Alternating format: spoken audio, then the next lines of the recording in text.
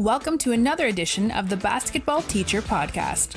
Our mission is to bring you discussions on a wide array of topics in the coaching world to grow players on and off the court. You can connect with us on YouTube, Facebook, and Twitter, and also reach us directly through email at basketballteacherpodcast@gmail.com. Now, here's your host, Coach Mike Hernandez. Welcome back, everyone. Thank you guys so much for joining us wherever you are listening from, whatever device you are listening on, whatever way you found this podcast. Thank you, as always, for your continued support. Always appreciate the positive, kind messages that you guys have left me and have left for the show.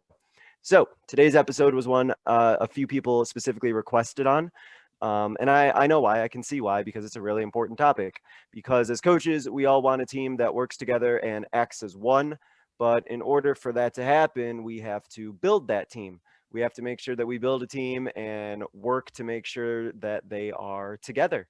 So today we are going to talk about how you can help bring your team together and some activities to get your guys and girls to bond and hopefully act as one when they're on the court. So to discuss this, I'm very happy to be joined by the head coach of the Conestoga Condors men's basketball team, Coach Ahman El-Osta. Coach, thank you so much for joining us. How are you today? I'm doing well. Thank you so much for having me. Yeah, absolutely. And I'm looking forward to this topic just because of how positive it is. The idea of, bringing teams together and team building and all that. It's so important. Can't overlook it for sure. So looking forward to getting into this one, Coach. Let's go ahead and get started with your basketball journey or coaching journey. Where's the game kind of taking you, and how did you end up where you are right now? Absolutely. You know what? It's I grew up in Windsor, Ontario, right across from Detroit. And, I started coaching young. As my playing career ended after high school, I just saw myself just jump right into coaching at about, 16, 17, 18 years old. I started coaching middle school. And that kind of got my engine rolling a little bit, like, hey, this is really, really fun. And then I started coaching high school, right? So I coached high school girls, coached high school boys as well. Was an assistant coach at Catholic Central High School in Windsor. It's a powerhouse. It used to be a powerhouse here in Canada. Won a couple of titles as an assistant coach under the great Pete Guzman over there in Windsor. And then in about 2016, I ended up moving up to Kitchener, Ontario. Kitchener, Ontario is where Jamal Murray's from, actually.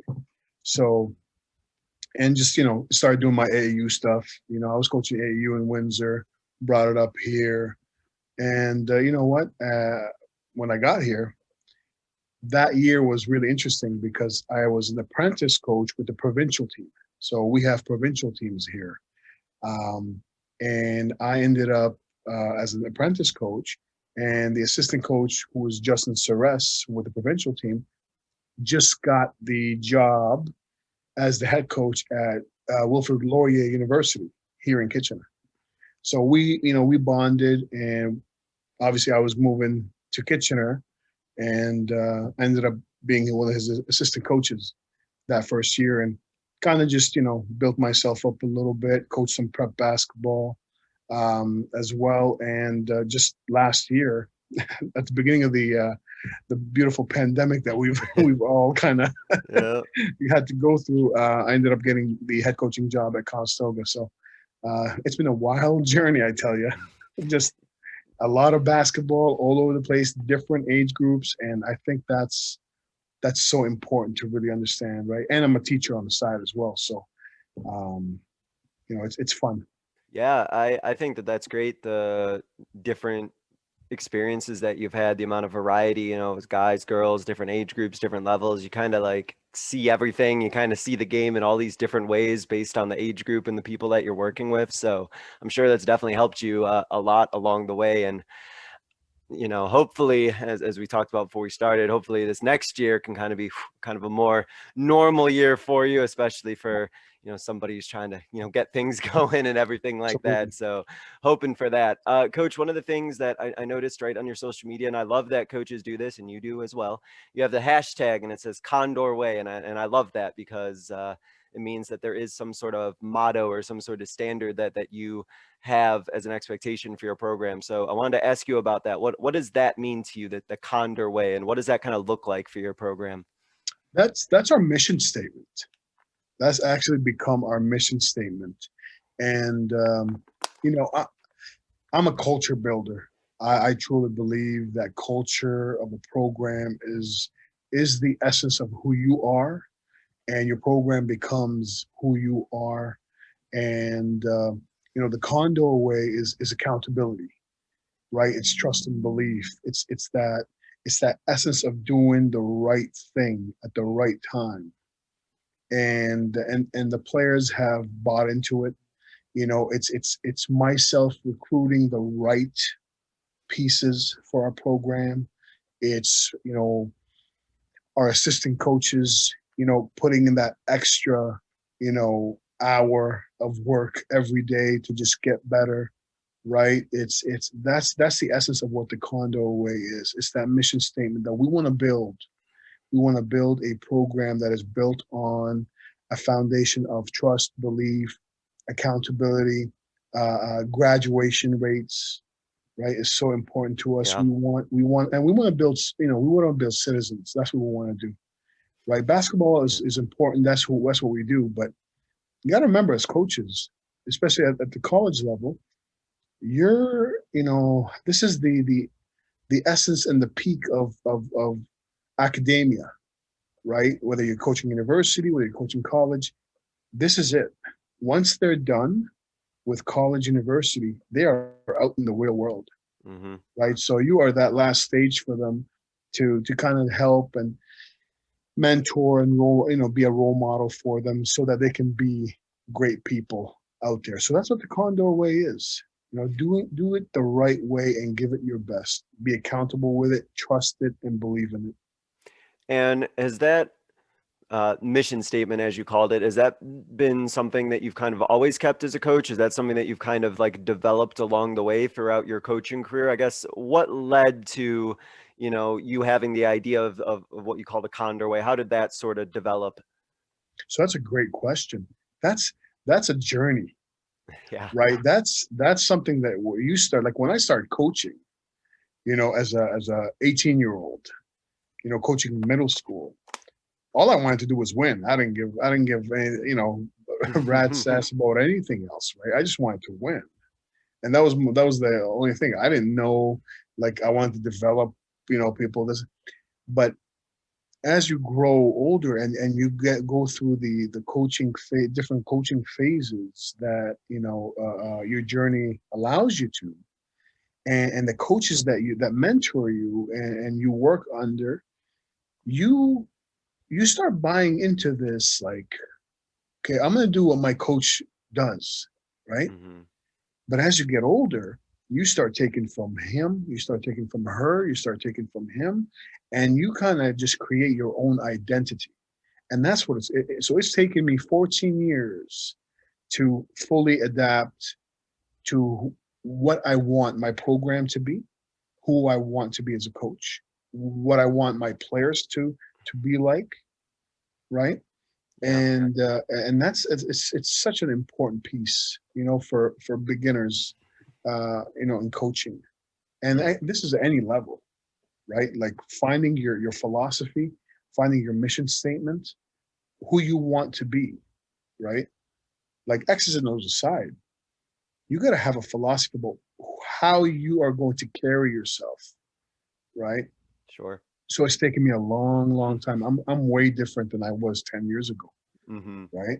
Because I think I'm a little bit more calmer now. I'm more patient.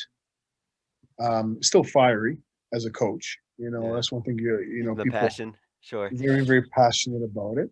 But again, would I have paid so much attention to graduation rates when I was coaching, high school, 10, 15 years ago? Probably not. Probably not, right? Like Yeah. now that you're in at the college level, like you got to have the players graduate. If they don't graduate, then you're doing something wrong, right? Hmm. So all of it, comes together neatly uh, as you start to build that belief in yourself, right? And Hmm. you got to stick with it. So Yeah, and I think at least for me personally, the kind of the stress levels go down a lot more if I'm not living and dying by like wins, wins and losses. You're still passionate, like you said, but if you focus on some of the other things, at least in my experience, and you can speak to this too, that there's so many, I think, successes that your players have when you work with them and you get to know them that aren't basketball related. And if you don't take time to like notice those and appreciate those, there's like all these other victories that like you're missing out on. At least that's something I've experienced. I'm sure you have too. absolutely, Hmm. absolutely. We call those celebrations. Oh, I Like like that. we celebrate. We call them celebrations. So I'll talk a little bit more about that throughout. Is what we want to do is we want to celebrate each other, Hmm. right? If we end up losing a game, right? Sure, that's painful because we're here to win. Don't get me wrong, but those mini victories that you speak of, we want to celebrate those because that's only going to help us develop our philosophy and our culture and our foundation for years to come. Yeah. This isn't like a one day thing. And I think coaches sometimes forget, like, your season is not based on wins and losses, solely, right? Because if you're a high school coach, you're going to be a high school coach next year or the year after. Now, if you've got like the weight of the world on your shoulders because they told you, hey, listen, if you don't win, you're going to get fired. Okay, I understand that part, Hmm. right? But you still need to have that philosophy and the determination and the belief in yourself to trust the culture that you've built and the foundation, because that's what's going to help you win games, Hmm. right? Yeah. So we're going to celebrate a lot today. So Yeah, absolutely. I really like the idea of celebrations. It's a really good term. Something that you mentioned in your introduction is you describe yourself as a culture builder, and I think that kind of fits perfectly to the idea of team building and all the bonding and everything that we're going to discuss here. So let's just kind of start in kind of the general sense, Coach, about the importance of team togetherness. Why is that something that is so important for you and your program? And then like kind of what are some of the ways you kind of help foster that team togetherness? we actually, one of my goals, and the guys don't know it yet. They've been doing it, but we want to lead the league in team bonding, right? I don't know if anybody's Hmm, ever told you that, but we want to lead the that's league. different. Yeah, we want to lead the league in being together the most, and not just being together for practices and film sessions and all. No, but we want to have fun. We want to enjoy ourselves, Hmm. because when you have a team that will go to back for each other, that trusts each other, that believes in each other, right? That's where that foundation is built. That's where that culture is built. So when you're in a tight game, 85, 84, 30 seconds left, they have the shivers. They have it. They're prepared, but you still feel the weight.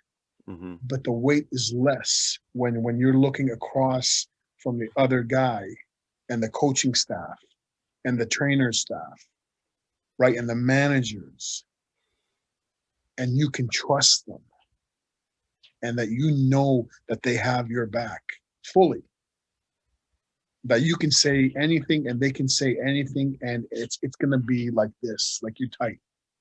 Hmm. That's kind of my philosophy from the years that I've spent with different teams. you know the Yeah. closest teams, right?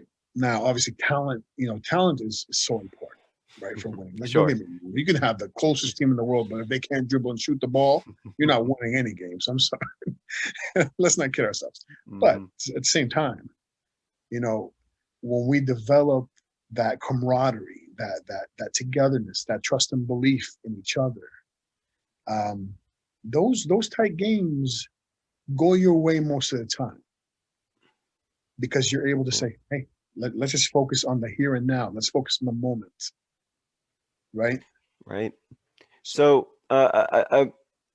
I think that's really true, and I like what you mentioned about how, in those pressure situations, that the pressure probably does feel a little bit different or lessened when you know that everyone's kind of in this together, and like you said, you can look at the people around you and know that like they have your back and everything like that. I think that's, from a mental standpoint, I'm sure that's super beneficial on the court. So with like that the team togetherness, what do you as a coach feel like is important to do kind of like right away, like day one, like if you want to set that precedent of like, all right, we're going to be a team that's going to be, leading the league in togetherness. What are kind of those non-negotiable, almost like first day in sort of things that you think are important?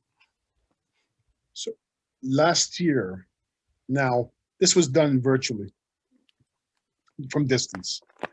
I had all the players call each other, okay, every week, call each other, and they needed to ask specific questions to each other. So that's the kind of the icebreaker for me.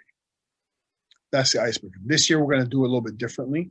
We have it all set up because I think we're going to be able to see each other soon. We haven't been able to see each other, right? That's It's tough. been a year, and all we've seen is this, right?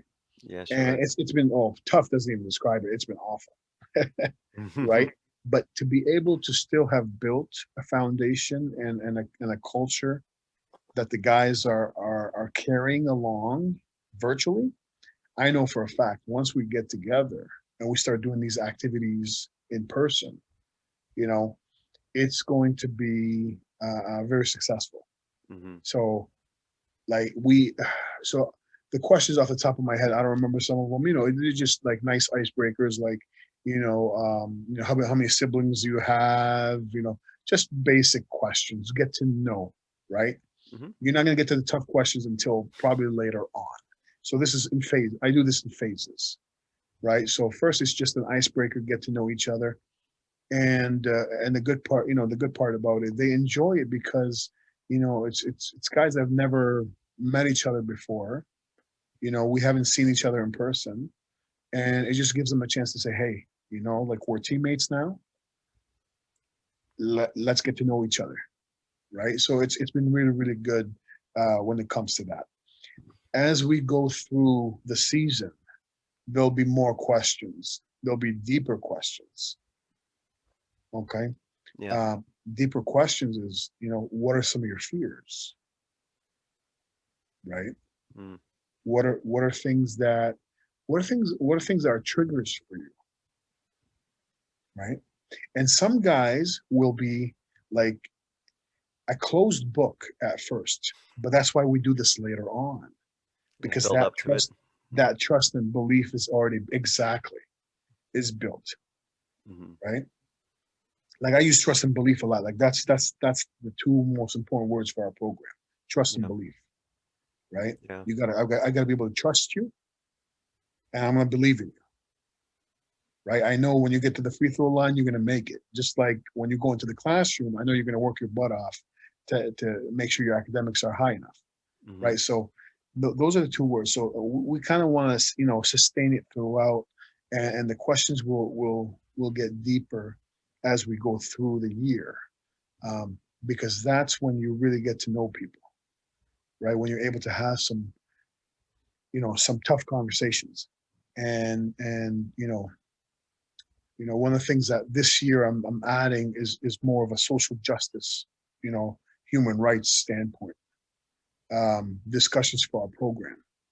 I want our guys not to just be basketball, think about life, think about the world around you, right? And it's very, very important to have those discussions and talk about what's happening, within the racial biases in the community, in our community, in our country, right? Like we have a lot of issues here in Canada that people don't talk about, right? And we see what's happening, over in the United States, but it's happening here, right? So again, that's also part of our, um, you know, team bonding aspect that we're gonna get to know each other really well.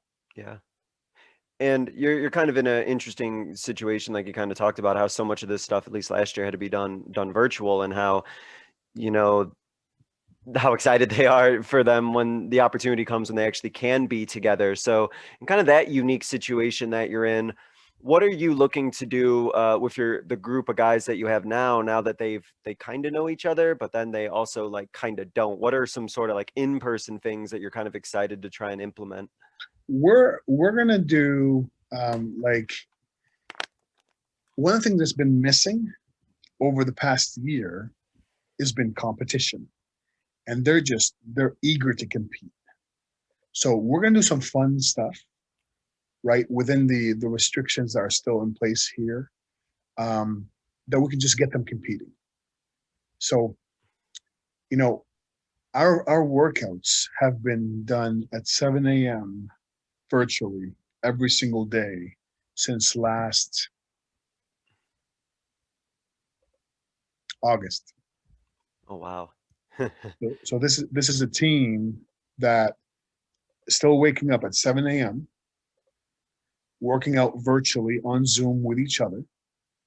We have our leaders and now the graduates became actually assistant coaches. So the assistant coaches run the workouts, and um, they do the workouts virtually every single day. We were told, and this is what makes me proud, is we were told in October, mid October, I believe it was like October 16th, Hmm. your season's canceled. Coach, no word of a lie. We were up at 7 a.m. the next morning. Oh, that's great. That's commitment. So but they wanted to do it because they believed that no matter what, we were going to play one day, and they wanted to be ready. And they wanted to be ready for the guy across from them. That's what I love about these guys.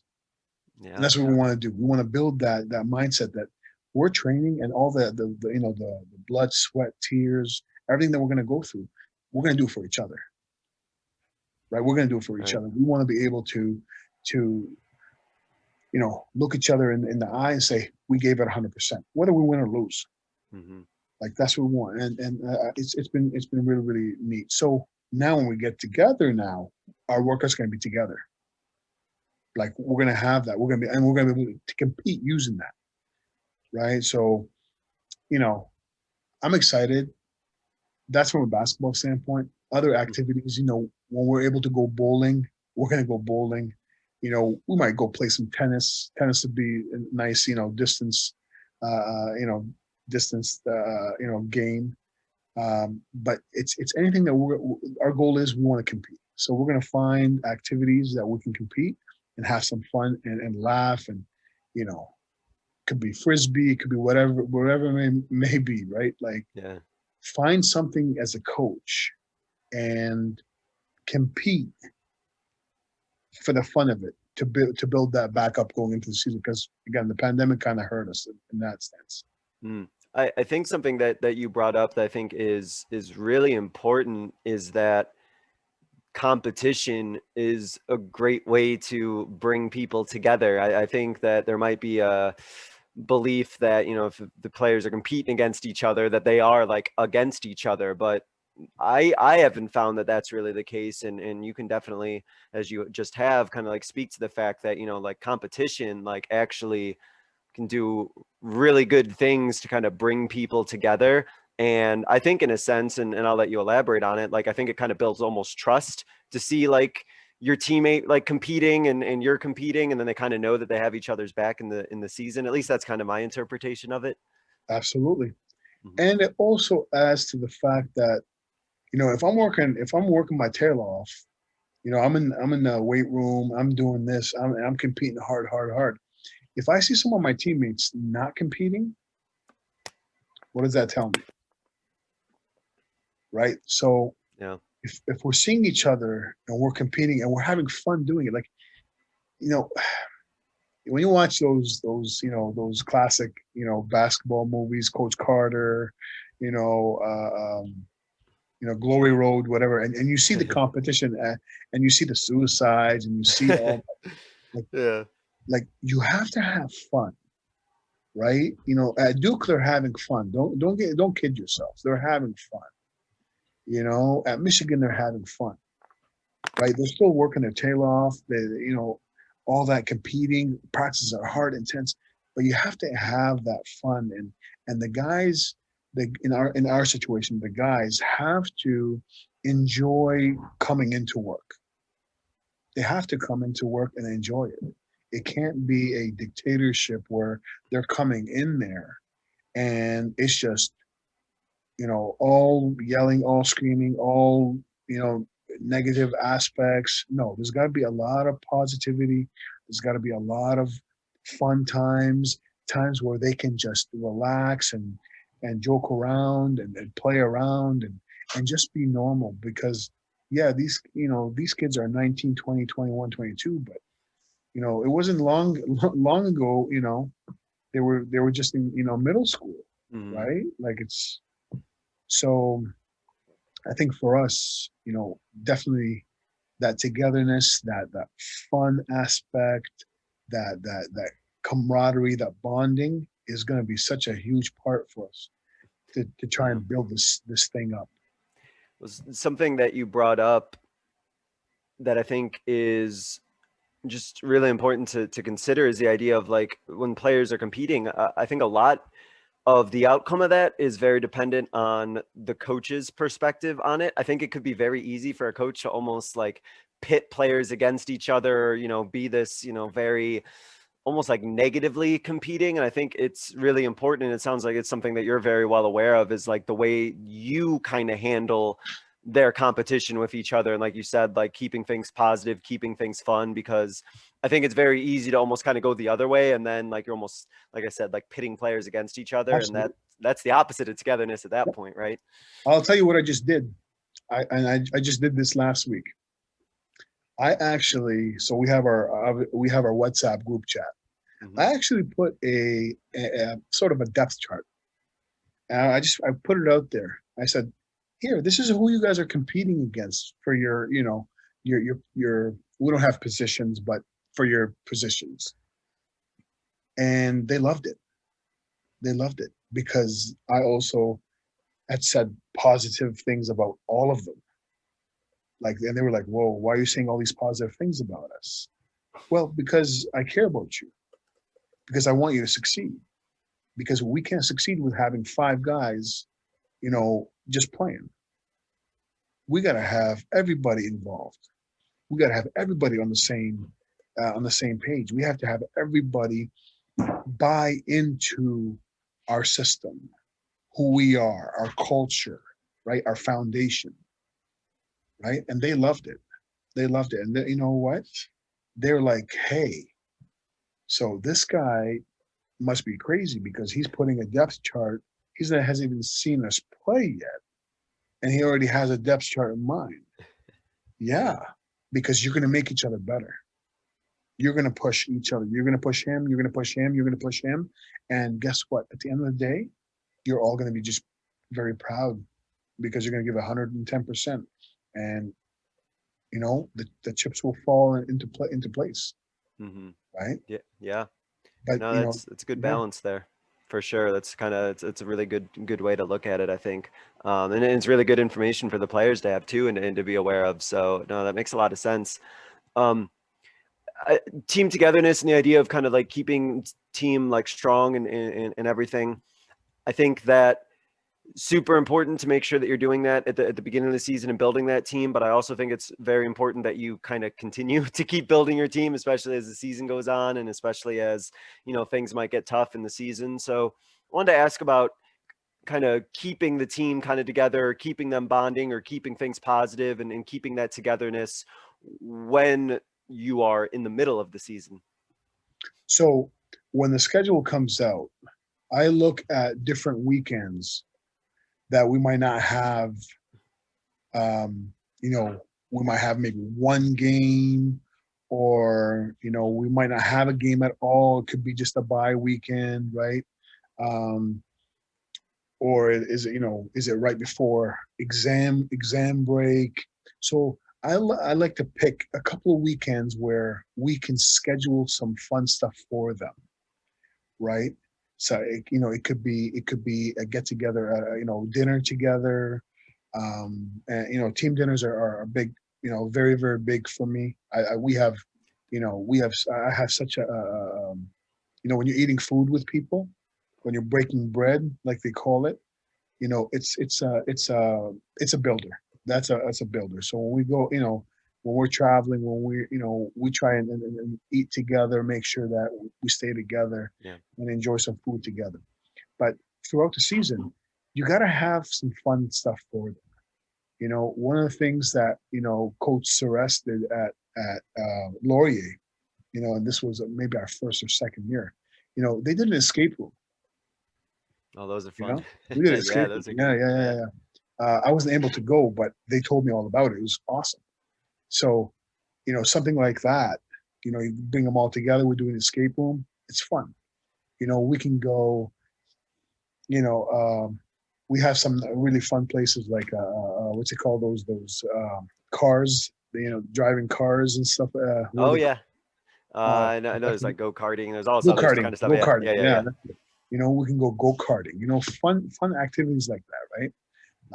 Obviously the bowling, the mini golf. I love the mini golf, and I love mini golf because, you know, you're not just competing against each other; you're competing against yourself. Like it's really fun. I Mhm. love the mini golfing.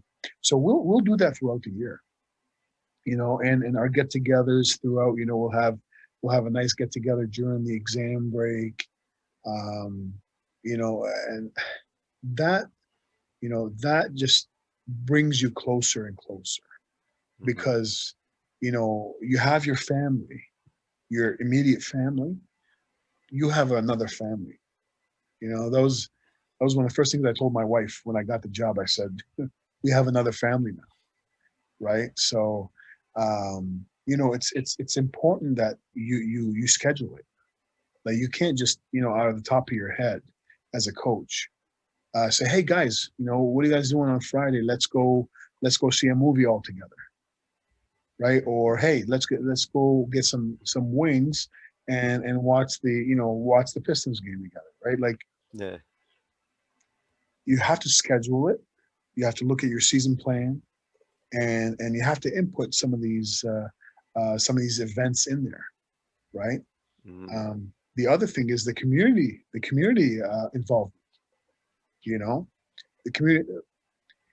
I'm not. I'm a huge fan of community involvement for our program, and we're gonna try and do as much as we can. I don't know how much we can do during the season because it's so packed, right? Mhm. But you know, when you're scheduling a community, you know, it could be, you know, guest talk at a middle school, you know, or a high school, right? Or Mhm. we run a tournament during exam break for the region, you know. So and the guys have, you know, the guys will work it, right? So those are things that we do as well, right? And I think from a community standpoint, it's great for the program, but it's also great for them. It teaches them leadership. It brings them together as well.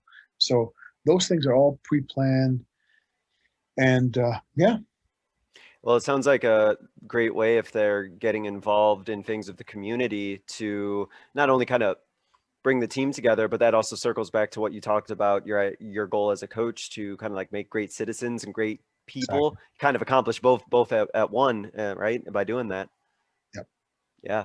And I think, and then you can speak to it because I'm sure you've had experiences and stories that kids have told you. I'm sure doing that and kind of getting out there in the community. I think it's helpful for the people in the community to kind of see the team out there and to see them kind of working together and being together. And it almost forces the players to almost take on like a different role than they normally would, or just kind of be like a different type of person than they maybe normally would act. And I'm sure it's like a real big bonding experience for them to kind of share that together. Absolutely. And from my experience, um, some of the guys who are like, I'm too cool for this, it kind of, those are the ones that kind of grow over time, right? Because they're like, Mhm. hey, you know what? We're making a difference here. It could be anything. You know, it could be a bullying talk at a grade school, you know, whatever it may be. Um, you know, those are the guys that I'm always impressed with because they stand out after the fact, after a while. Like, you know what? Let me get my head wrapped around this because we are making a difference, and people do look up to me. I am a role model to these young people who I'm speaking to, right? Or Mhm. you know, if we're helping out at the shelter or whatever it may be that we end up doing as a program, you know, it's um, when you go home, that condo away is with you, right? Yeah. And It all circles that's back. this, Yeah. it all circles back always. Yeah. Like that's that condo way that we talk about. If you're gonna do something, you're gonna do it to the best of your ability. Yeah. Something that you mentioned earlier, and I wanted to touch back on it because I think it's such a great thing to have is the celebrations and the things that you do to, you know, like celebrate players, which I assume also brings your team together. So during the course of the season, you know, as things are getting tough and things are, you know, getting a little bit potentially like stressful, you know, people get a little stressed out, tired as the season is wearing on. Are there certain, I guess, characteristics or certain things that you're like always looking to celebrate or always looking, whether it's basketball or non-basketball related? Can you just elaborate a little bit more on what those celebrations would look like kind of throughout the course of the season? So, you know, when I said we want to lead the team in we want to lead the league in team bonding. Hmm. We also want to lead the league in high fives, I like that. right? We want to lead the league in high fives. So that bench when we're playing, you know, I'm looking for the guys on the bench that are the loudest, that are the most positive, that are the ones that are uplifting and not, you know, not breaking down. You know, they're the ones that are going to be celebrated. You know, so that's very very important to me. That team aspect is going to be celebrated a lot. You know, we're going to have guys that can score 20 points a game, right? 20 plus points a game. You know, we're going to have guys that can play at a really, really high level, and they're going to get their celebration 100%, you know, because it's well deserving. Um, but it's those little things, you know, it's the high fives, it's the that growth mindset that you're trying to instill in them that they're going to actually go and use, right? That no matter what mistakes we make, we're only going to learn from it, and we're going to uplift each other, right? So those are the things that are going to be celebrated for us throughout the season. Um, you know, practice players, you know, like the guys who come to practice and are always on time and they're putting in the work and effort. You know, that's going to be celebrated. You know, guys in the classroom are going to be celebrated. You know, like if I have guys that are working their tails off, and you know, I had this past year, you know, my assistant coach now is Coach Alex. Um, he was supposed to play for me last year, and it was his final year. He, in a span of a year, was able to create a player to player mentorship program that we are using at the college. He was able to lead virtual workouts every single morning. He was able to connect with all the guys and make sure that their academics were on point. Like you see why I hired him as an assistant coach. Yeah, He's got a bright definitely. future, right? Great character. Those are the celebrations, right? Mhm. Those are the celebrations, and that's what guys are picking up now, and they understand that we want to build something that is going to last a long time, Mhm. right? And I don't know how long I'll be doing this for, right? But all I can do is focus on what we can control. And what we control is, when we're celebrating these things, we're going to make it into a statement so that everybody on the team understands that we want to be the best at everything, not just winning basketball games, right? Sure. So I think that's really, really important for us to acknowledge and really, really cheer on. So Yeah, something that you mentioned that I really like is especially the players who, like you mentioned, maybe like more so like practice players, or players who might not always get that recognition, to really make sure that you are like purposeful and making sure that you celebrate them and everything. And it's very important to recognize their contributions as well. And I love the academic part as well. I think that's just so important that you know players see you as a coach as somebody who is not just their basketball coach, but like, oh, like grades are important, like he or she or whoever the coach is, they care that I'm being successful in the classroom. It's almost like that investment of like, I know that my coach cares more about me as a person, and they don't just like see me as a basketball player. And I especially think maybe more so on like the university and college level, like that could be something that players kind of get concerned about, is that that's all that their coach cares about. So I think that that's really cool to really make sure that you emphasize just how much grades matter and how awesome it is when they do well. absolutely, Yeah. absolutely. Um, you have a lot of different experiences in terms of different age levels and different grades that you've worked on. Do you think that some of the things might need to be like altered a bit, or do things a little bit differently depending on your age group? Or do you think that the way that you kind of build a team in terms of its togetherness, do you think it would stay pretty consistent from kind of like gender to gender, age to age? Great question. I think in looking back, I definitely wouldn't do the same things I would do with a college program that I would with middle school, right? Hmm. Like with a high school program, you can do a lot more. I remember one of the things that we did at Catholic Central was we always we had to fundraise, right? Like we had to fundraise to make money so we can go to these incredible tournaments. Hmm. And we had a great system, and we actually had the kids volunteer at hockey games. So we had the Windsor Spitfires, which was an OHL team.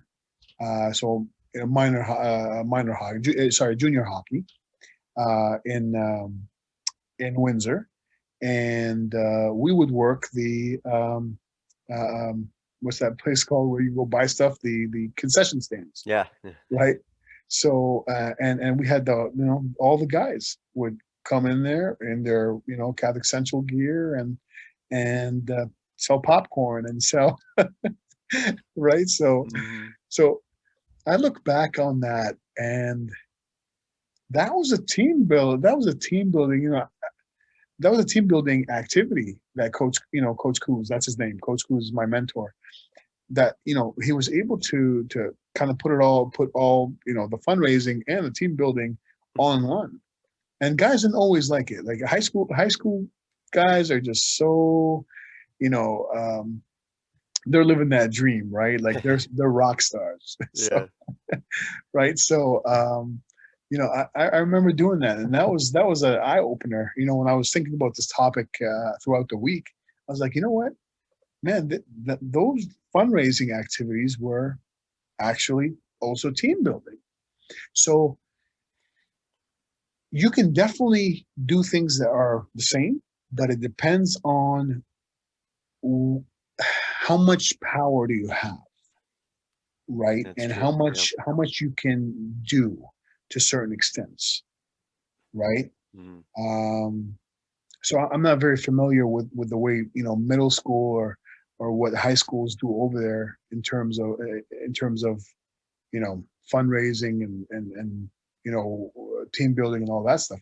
But going mini golfing, going to the beach, inviting their families, but going to the beach, right? Yeah. Obviously, we said bowling. We said, I don't know if you can, take them to an escape room or whatever it may be, but all of that really depends on who you are. You have to find something that you are comfortable with, right? Yeah. Um, And something and, that and, you care and about too, and that you exactly, like, and exactly, yeah. and that's the key here, right? You want to be able to, as a coach, to say, this is the level that I'm coaching at. What am I able to do to bring this team together, right? Or is it really just when we go out of town? So if I'm coaching AAU and I'm traveling, our team bonding is that travel, right? Yeah. Our team bonding is that travel that, we used to drive. I remember, we get in vans, 4 vans, and we drive to Ohio, from Windsor or Indiana. We would do the Indiana trip, and I went all over the Midwest, driving 8 hours to Milwaukee, 8 hours. You got high school guys in vans going across the border, right? 8 hours. That's team bonding. Oh yeah. You got to find ways to do it. So, what I used to do is we went to, one of my favorite things. We went to Chicago. What do you think I wanted to take? Oh, sorry, not Chicago. Sorry, Akron, Ohio. We went to Akron, Ohio. We took our AAU team in Windsor.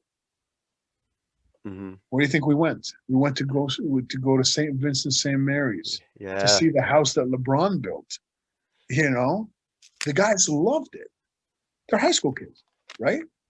They Yeah. love it because they're, again, it's about making a connection, right? So from a team Hmm. bonding aspect, yeah, you're doing things together, and they don't realize, hey, okay, yeah, we're doing this. This is fun, right? The same thing as picking a restaurant and going to eat food that they enjoy. They're going to remember it, and that's the memories that they're going to have in their mind. If they have that memory in their mind, and we built that connection, then the games become easier to coach. Because now when I'm saying, Eric, you got to do this. He knows I love him. He knows I care about him, and I have his best, his best in my heart. But I'm still going to lay into him because he needs to do this so we can succeed, Yeah. right? So it depends on the level. Come up with something that you enjoy, and go with it and trust it. But do it. Have fun with it. Enjoy it. Yeah, I really like that idea of just making that trip to Akron. I think that's so cool, and there's so much bonding. I think on those bus rides, and especially on those long bus rides like that. I can't imagine how they must have felt like going there. So no, that's awesome. And then for those listening, if you didn't listen to that episode, I do have an episode with Carly Whitney, who's head girls basketball coach at St. Vincent St. Mary. You can go check that out Nice. too. Yeah. Talking about that too, about coaching somewhere like that. Something that you touched on in part of your answer, and I wanted to make sure I hit this with you, is we talk about team togetherness, team building, bringing the team together. But as we all know, there is also the aspect of parents involved and family members involved, and sometimes that's a great asset, sometimes it isn't, but it is something as a coach that we definitely have to be aware of. So I wanted to ask you, in terms of kind of building your team together, and making sure that your team sticks together, and they bond together, and everybody's on the same page, what role, if any, do parents play, or have they played in the past, of kind of making sure that things are going the way you want them to? So at the high school level, it had to do, like, Yeah. you have to be aware of parents. You have to, because you need their permission to do all these things and go to these tournaments and all that stuff. So at the college level, I haven't, again, we haven't had to worry too much about you know, parents, but at the college level, you also have to be aware that the players need their time with their families, right? So whether it's Thanksgiving, whether it's Christmas, right? All those things are already pre-planned. Hey, you have this time, go spend it with your family and enjoy it. So that's more at the college level.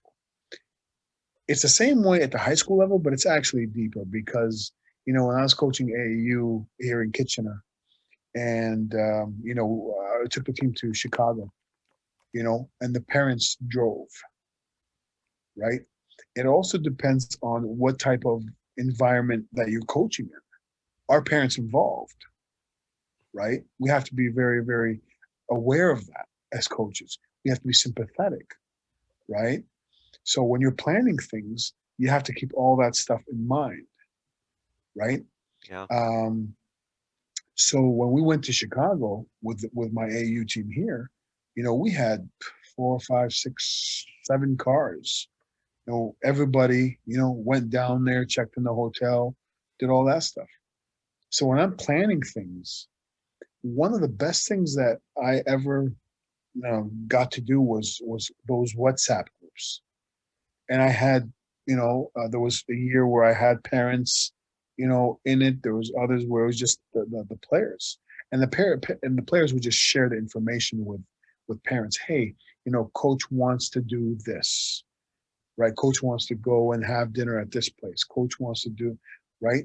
And if you get the parents on board from the first parent meeting that you have in the year, then you're set. But you have to have that. My advice to all coaches that are coaching, high school, AU, whatever, have that parent meeting early on, right? Yeah, definitely. And talk to them. Talk to them about your philosophy. Talk to them about how team building is. And again, not every coach is going to feel the same way that I'm saying, right? Like everybody's different. Some people might not, put so much weight into team building. They just care about the basketball aspect, and so some of them win championships because of that, Hmm. right? But just saying from my perspective, from how I was brought up in the coaching world, parents can be the best, but parents can also be a nightmare, right? Yeah. So get them on your side is the best advice I can give. Right. Luckily, Yeah. I coach college and I don't have to worry too much about that. Yeah, that is one of the advantages, and I think you just kind of hit the nail on the head about, have that meeting early, and especially because there is, a lot of things that if you do want to, kind of build your team and just kind of have them do kind of like these extra things, these things outside of the gym, like kind of have to build that trust of those parents too, and then you can do the team building with your team, and then it kind of works out a lot better after you do that. No, for sure. Coach, before we hit our concluding segment, I just wanted to ask if there was any sort of other activities or things you wanted to emphasize, or was there anything else that you wanted to bring up that you like to do to build your team? Man, that's going into the vault now. You're asking me to I go into know, the I'm vault. I know, Uh, I know. Asking you to dig man, you deep. know If what? there's anything that we didn't touch, any stone we didn't turn over, I want to make sure we They, touched it. you know, I always had to come up with ideas, you know, but but but simple stuff as games night. Oh yeah. Games night. We did a games night virtually with the women's program at Conestoga, right? And it was a blast. It was fun, right? But games night is a team building activity. Does it cost money? No. Can you do it virtually? Absolutely, because we did it, right? So Mhm. there's a lot of things that we can do. I would definitely suggest games night. Have some fun. You know, and you can never be too old for games night. Like so that I that agree. that's one for all ages, Yeah. right? And obviously, middle school, you're doing things that are going to be different games than you would be at the college, university level, right? So Um, I'm missing one. I'm just trying to remember. I was thinking about it earlier, and geez, it's just slipping my mind. I'm sorry. It's a No, while you're long, while you're doing exhausting day. while you're doing games, I've found, and I don't know if it's just for me, but kids like they love playing Uno. I don't know what it is about like Oh my Uno or God. something like that, but they love it. So if you're looking for anything, Absolutely. coaches, get some Uno cards. They'll be Absolutely. absorbed in Oh, those. there you go. I remember. So we just did this the other day, and the guys kind of did it. Um, we actually did a team dunkathon.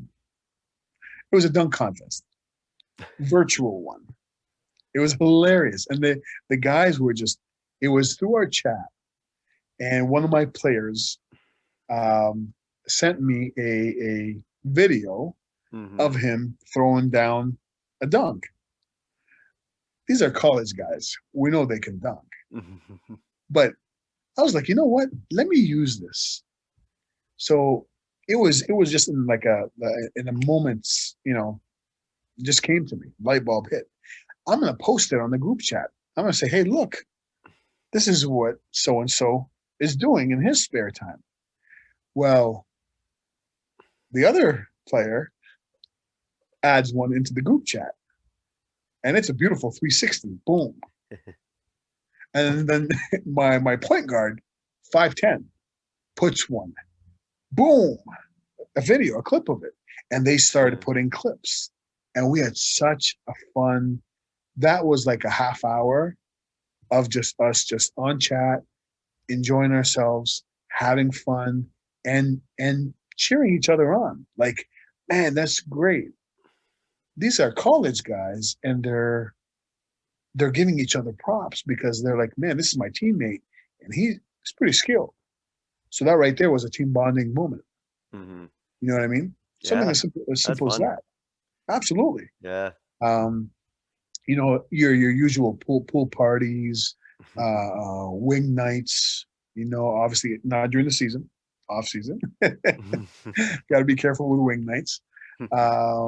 Those are all ideas that coaches have been using for a long, long time, and you don't need to rebuild the wheel, like reinvent the wheel. Sorry, Yeah, it's just good point. it's there for you. Just do something fun, and you'll you know you'll thank me because your team's just going to be closer and closer.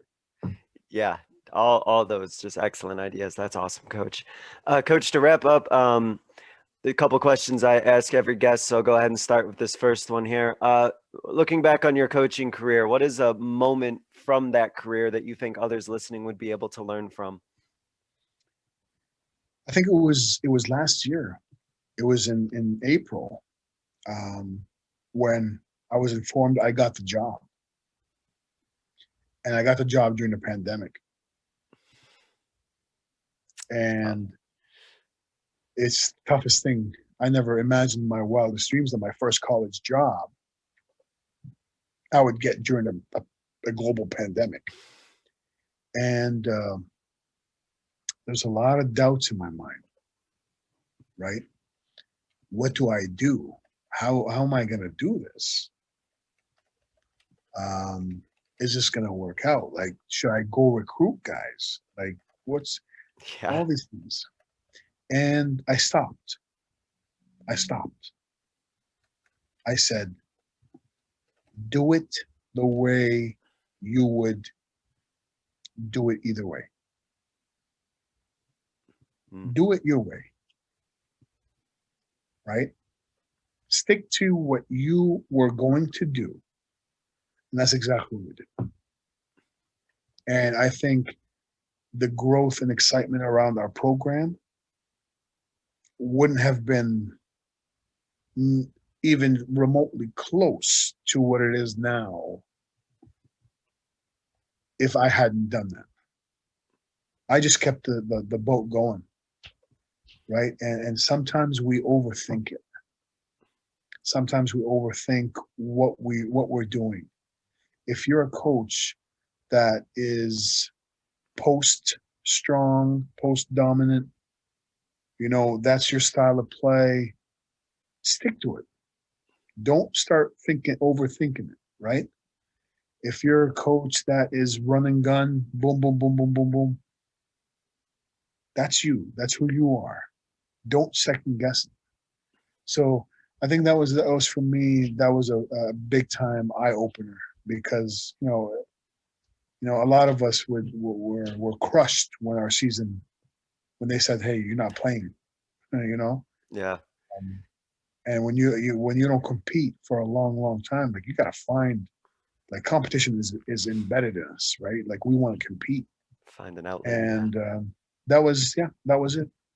Yeah, no, I think that's really good one to share. I think that moment, a lot of things in 2020 definitely are things that really stuck with a lot of us. And yeah, I couldn't imagine trying to take a program. So no, thank you for sharing that. And then, Coach, to wrap up, I give every guest what I call a 60-second soapbox. Feel free to go over. I'm not putting you on the clock. This is your opportunity to get out whatever your final message, closing thought, something to leave the audience with. So I'm going to go ahead and turn it over to you, Coach, and you can take it away.